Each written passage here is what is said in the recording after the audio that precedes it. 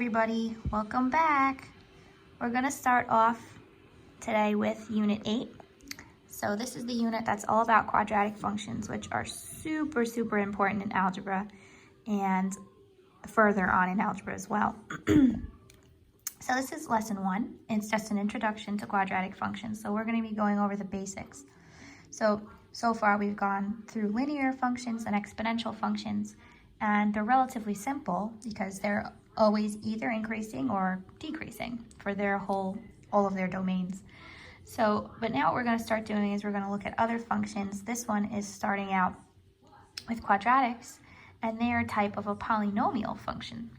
So the definition of a quadratic function is any function that can be put in this form. So hopefully you're noticing that this looks very much like the definition of a polynomial that we discussed in our unit, Unit 6. A cannot be 0. If A is 0, you won't have this x squared anymore. B and C can both be 0. So that means anything that has an x squared in it counts as a quadratic function as long as there's no higher exponent. So that means you can have something as simple as y equals x squared, and that counts as quadratic. You could have a regular looking quadratic like this, 2x squared plus 4x plus 2, let's say. And as they said, you can even have b or c equal to 0. So this could be, let's just say, x squared plus 1. That would be a case where there's no middle term. And you could even have one with no c. So maybe we could make one up here, 5x squared plus 3x with no c. All of these count as quadratic functions because they begin with the x squared term. So let's do exercise 1. Why is it important for the leading coefficient to be non-zero? As I said already, if it is 0, you're multiplying that x squared term by 0, and then you would no longer have a squared. And then what kind of a function would you have? You would just have something like 4x plus 2, which would be linear. So a cannot equal 0 because that would eliminate the x squared, resulting in a linear function. Okay, hopefully that's not too hard to follow. Okay, so it would no longer be quadratic. What makes a quadratic function quadratic is that x squared. So for part B, we're going to circle anything here that is quadratic. Y equals x squared minus 3. I have my x squared. There's nothing else with a higher power. That's it. Y equals x cubed plus 2x squared minus 4. I have the x squared, but I have an x cubed, which is higher. This is no good. X squared plus the square root of x plus 7. We have my x squared, but this square root of x is no bueno. That's not allowed. It has to just be regular old x. If you don't remember, I told you guys this once in class before, but the square root of x is really x to the 1/2 power. So that is not what we need here. And finally, y equals 10 minus x squared. I have my x squared. I don't have anything else I'm not allowed to have, so this counts. You could always rewrite that as, I'll put this in parentheses, this could also be negative x squared plus 10 if that makes it clearer to you. Okay? So for part C, given the quadratic function y equals 10 minus 3x squared plus 7x, write it in standard form and state the value of the leading coefficient. So we went over this when we did polynomials. Standard form is in descending order of exponents. So the number or the term with the highest exponent goes first. So that would be the x squared term, of course, but please note it has a negative. So you have to attach that. Negative 3x squared. Next would come my 7x, which is positive. And finally, my 10, which is also positive. So in standard form, this quadratic function would be written as negative 3x squared plus 7x plus 10. And my leading coefficient is going to be that a value, or that first number in front of the x squared. So that's going to be negative 3. That's represented by a. Okay? All right, so that's C. For part D, we're looking at this quadratic function. F of x is equal to 2x squared minus 3x plus 1. So what we want to do here is we want to find, without using our calculator, the value of f of negative 2. And then we'll take it one step further and decide what point has to lie in this graph. So we're not using the calculator here. We're finding f of negative 2, so that means we're just plugging it in. So it's 2. Instead of x, it's negative 2 squared. Minus 3 instead of x is negative 2 again, plus 1. Okay, so this is going to be negative 2 squared is 4 times 2 is 8. Negative 2 times negative 3 is positive 6 plus 1. So this is equal to 8 plus, sorry, Drew has been watching Trolls nonstop for like the past 4 days. This is going to be equal to 15. Okay, so what point has to lie in this graph? This is your x, and this is your resulting y. So the point negative 2 comma 15 must lie on the graph. Okay. Moving on. Quadratics still behave in similar ways to other functions. So you have an input, you plug that number in, and you get a resulting output. But they do start to behave differently from linear and exponential functions, because what happens is sometimes the outputs repeat for quadratics. It's actually a very important characteristic of a quadratic function. So what we're going to do is, without using the calculator, we're going to fill out this table, because it's a simple quadratic, the most simple quadratic function that there is, x squared. So input is negative 3, you're just squaring it. So negative 3 squared is 9. So your output is 9. Negative 2 squared is 4. Negative 1 squared is 1. 0 squared is 0. 1 squared is 1. Oh, interesting. 2 squared is 4. Okay, so my phone died in the middle of that, so I had to restart. But we can see that as we go, there will be a point at which the values, the outputs, begin to repeat. The reason why is for this exact thing here. When you have a number, its negative square is the same as its positive square. So when you square negative 3 and positive 3, you get the same thing. So what happens is, that's the reason why we have our shape of a parabola, because you have the same value on either side for the negative and the positive version of that input, sorry. So let's actually graph this here. I'm going to take a quick second to graph these points. One sec, Drew.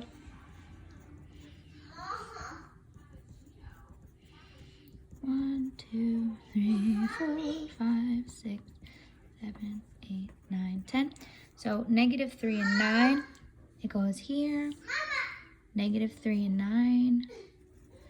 Negative 2 and 4 is here. Negative 1 and 1. 0, 0. 1, 1. This is where they start to repeat on the opposite sides. 2 and 4. 3 and 9. So what you can see is that this is why you have this shape. Okay, so connect and you have a nice, lovely parabola.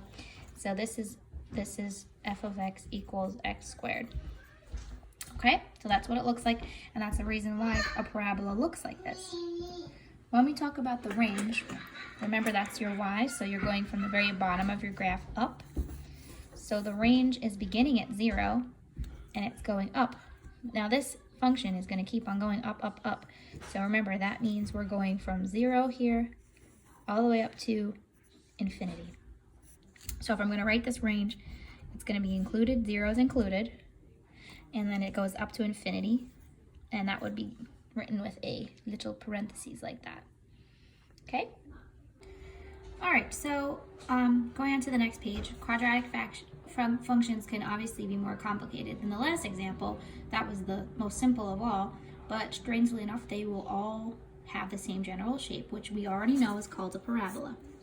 So we're going to explore the next quadratic function with the help of technology, and we'll talk about some important terminology. So we're going to take a look at this quadratic function using your calculator. So we're going to make a table, and then we're going to graph it. Okay, so Please ignore my horrible nails. Okay, this is gonna be y equals, we're gonna clear this out, and we're gonna put in here x squared minus 2x minus 8. So x squared minus 2x minus, remember not negative, 8. Okay, just make sure it's right. And now we're gonna do second graph so we get that table. And we're gonna use this table to take a peek. And we're gonna be able to graph this.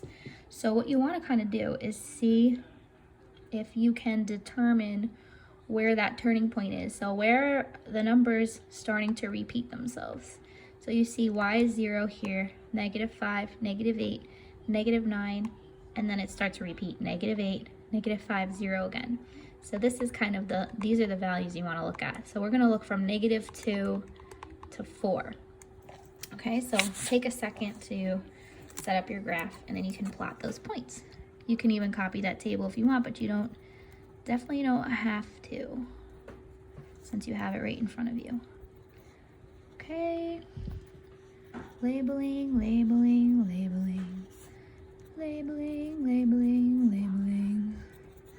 Do do do do do do do. I probably should have done this before I started this problem, but you guys have to label anyway, so let's just label together. Okay, so let's begin with -2, 0.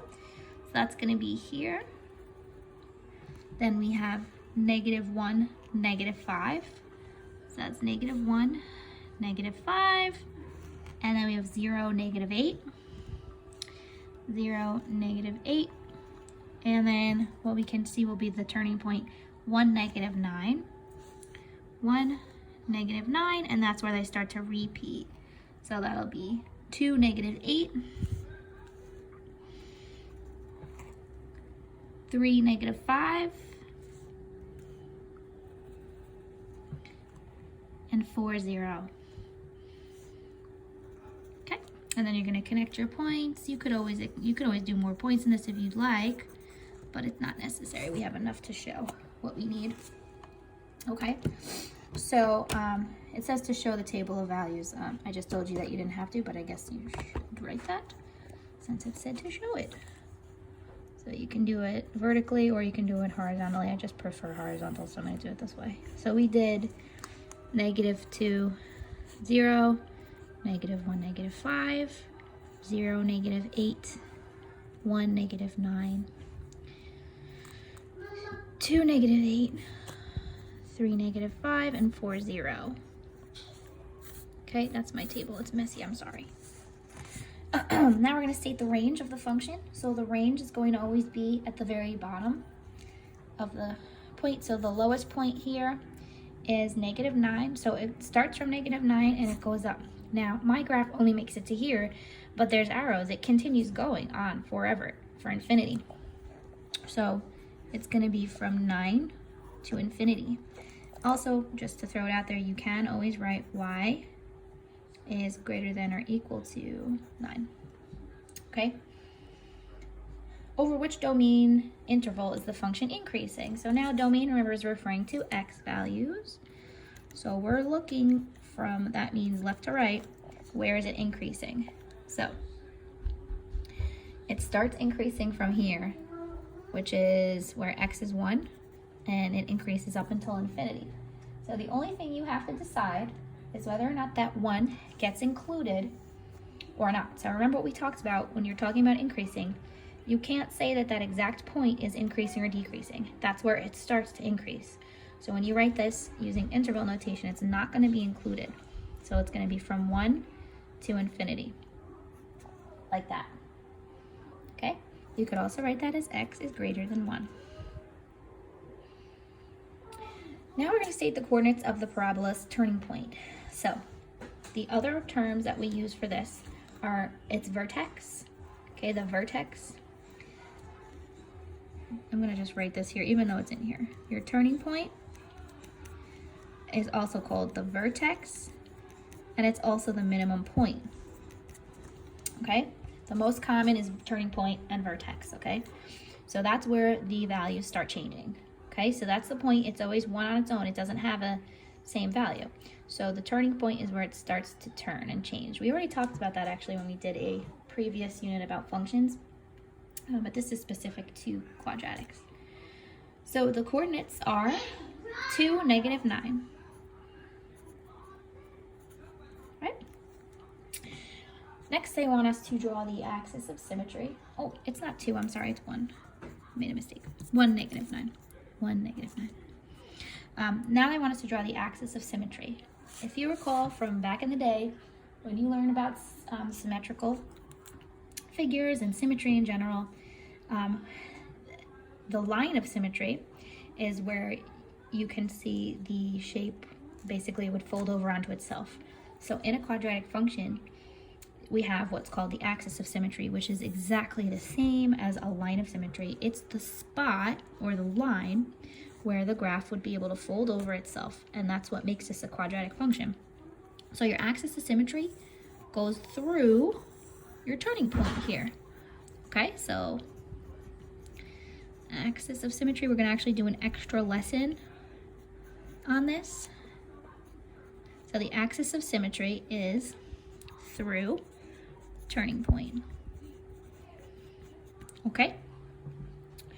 And we're going to write the equation of this. So if this was a straight line, it would be going through where x is equal to 1. So the equation would be x equals 1.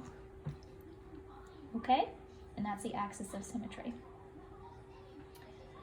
Moving on, we're almost done. What are the x-intercepts of this function? What we also discussed in previous lessons as zeros. The x-intercepts are where the graph crosses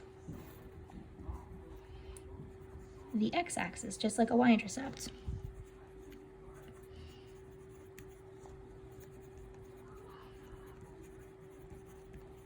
Okay, and they're called zeros because they are where y equals 0. It's just the same as y-intercepts, except that it's where y equals 0 instead of x equals 0. So why does the name make sense? Because it's where y equals 0. So what we're going to do is we're going to find where those x-intercepts are. So right here and right here. Let me just grab a highlighter. Okay. Here and here, and I may as well, while I'm at it, highlight that axis of symmetry just to show. Oh my gosh. You would think I could be neater. Well, I'm trying to hold the phone and take this at the same time. So, all right. Anyway, our two x-intercepts are where x is -2 and x equals 4. Now they ask us to write out their full x, y pair coordinates. So this would be -2, 0 and 4, 0. So again, we can see it's where the y value is equal to 0. Final exercise. The quadratic function f of x has selected values shown in the table below. Sometimes you can, seriously? Sometimes you can see the turning point from a table without even looking at the graph. And it's very simple. All you have to do is see which point separates where they begin to repeat.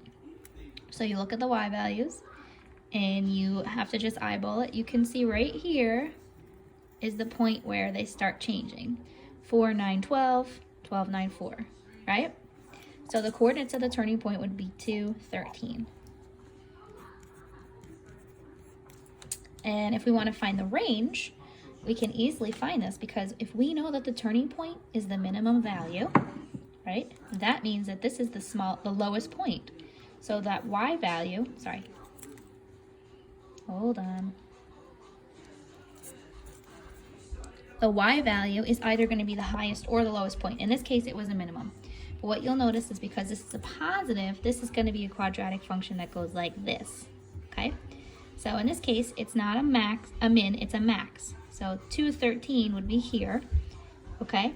So that means the range in this case is going from the tippity top down to -infinity instead.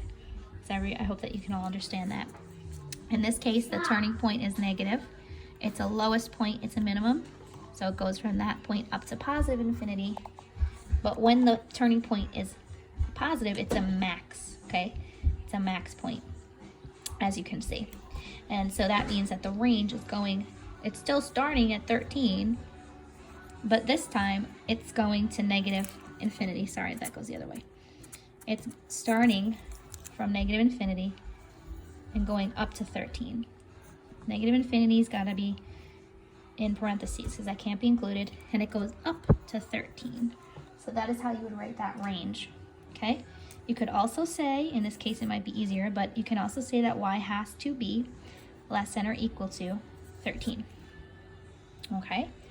So this is it, guys. This is the basics of quadratics. The most important thing is that you're able to state the range, okay? And that you can locate the turning point and see where that axis of symmetry is. Okay, so one last time, the range is always going to be from the turning point, so it's either going to be a minimum if it's down here in the negatives, or a maximum. And of course, it can still be a maximum if it's a negative number. What you have to really look at is whether or not these numbers are increasing or decreasing. So from here, this is the highest point, these numbers are going down, so that means it's a max. And in here, this number was the smallest and the others were getting larger, okay? So that's that. Any questions, just shoot me a comment on Google Classroom and I will get back to you ASAP. All right, have fun with quadratics.